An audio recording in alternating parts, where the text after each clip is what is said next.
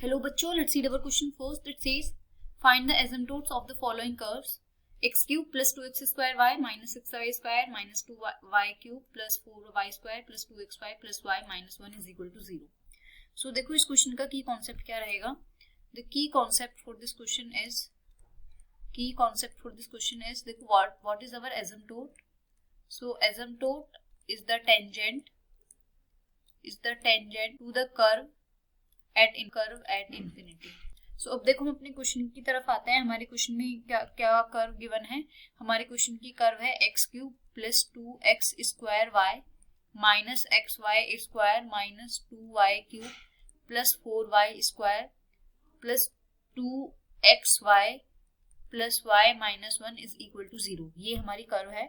हमें इसका asymptote find करना है. तो देखो सबसे पहला स्टेप है कि हम फाई ऑफ एन एम की वैल्यू फाइंड करेंगे. फाई ऑफ एन एम होता है हमारा जो भी हमारी हाईएस्ट डिग्री टर्म होती है, वो हाईएस्ट डिग्री वाले टर्म होते हैं वो सारे टर्म. तो हाईएस्ट डिग्री है इसमें 3, तो 3 डिग्री के देखो कौन कौन से टर्म्स हो गए. X cube plus 2x square y minus x y square minus 2y cube. अब इसमें हम क्या करेंगे, x is equal to 1 and y is equal to m substitute करेंगे. तो सब्स्टिट्यूशन के बाद आएगा 1 plus 2m minus m square minus 2m cube. अब इसको हम 0 के इक्वल रख के m की वैल्यूज फैक्टर्स आएंगे 1 minus m square into 2m plus 1. और इसको जब हम 0 के इक्वल पुट करेंगे तो m की वैल्यू आ जाएगी एक तो हमारी प्लस माइनस 1 और एक आ जाएगी माइनस 1/2. सो अब देखें हम phi of n minus 1 of m की वैल्यू फाइंड करेंगे जो क्या होती है सेकंड हाईएस्ट डिग्री टर्म. तो सेकंड हाईएस्ट डिग्री क्या है, इसमें 2 और 2 डिग्री के कौन कौन से टर्म है. एक तो है 4y स्क्वायर प्लस 2xy. अब इसमें भी हम again x is equal to 1 and y is equal to हम सब्स्टिट्यूट करेंगे तो ये आ जाएगा हमारा 4m स्क्वायर प्लस 2m. अब देखो हम क्या करेंगे, अब हम c की वैल्यू फाइंड करेंगे. c की वैल्यू होती है minus of phi n minus 1 of m divided by phi of nm का derivative with respect to m. तो देखो phi of n minus 1 of m की वैल्यू हमारी कितनी है, this is 4m square plus 2m. तो आ जाएगा minus of 4m square plus 2m divided by, तो फर्स्ट हाईएस्ट टर्म है उसका डेरिवेटिव देखो यहाँ से कितना आ जाएगा. यहाँ से इसका डेरिवेटिव आ जाएगा 2 minus 2m minus 3 2 just 6m square. This is m. तो 2 minus 2m minus 6m square 2 minus 2m minus 6m square ये आ गया हमारा. अब देखो हम m की अलग अलग वैल्यूज के लिए c की वैल्यू फाइंड करेंगे. तो 4m इज इक्वल टू 1. देखो हमारी c की वैल्यू कितनी आ जाएगी, minus of 4 plus 2 divided by 2 minus 6. तो कितना आ जाएगा, माइनस 6 डिवाइडेड बाय 6 और 2 8 और 8 माइनस 2 कितना आ जाएगा, माइनस 6.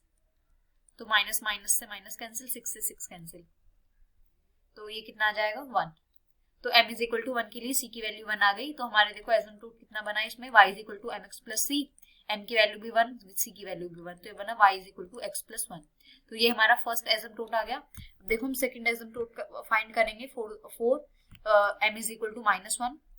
तो 4m is equal to minus 1, उसके लिए हमारी देखो कितनी वैल्यू हो जाएगी, 4 into 1 minus 2 divided by 2 minus minus is plus 2 minus 6.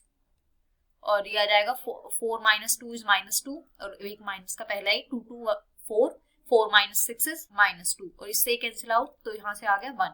तो इसके लिए भी हमारी c की वैल्यू माइनस 1 आ गई. दिस c की वैल्यू है ये, c इज इक्वल टू, ये भी है c इज इक्वल टू. तो यहाँ से आ गया y is equal to mx plus c asymptote और y is equal to m की वैल्यू आ गई हमारी माइनस 1, तो माइनस x प्लस c की वैल्यू कितनी आ गई 1. तो इसके लिए हमारा एसिम्प्टोट ये बन गया.